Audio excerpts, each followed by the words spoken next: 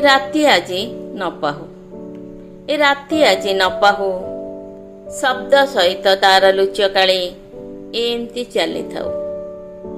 ମହାର୍ଘ ମୁହୂର୍ତ୍ତ ନ ଆସିବା ଯାଏଁ ମନ ଉଚ୍ଚାଟିତ ରହୁ। ଏ ରାତିର ସବୁ ବହଳ ଅନ୍ଧାର ହୋଇଯାଉ ଏକୀଭୂତ, ଚେତନାର ସ୍ତର ସାରା ଦେହାଳିକୁ କରିଦେଉ କବଳିତ। ଲୁହର ଝରଣା ଭୂମିରୁ ଭୂମା, ଜୀବନର ଗତିପଥ ଅଚାନକ ବଦଳି ଗଲେ ଯାଉ।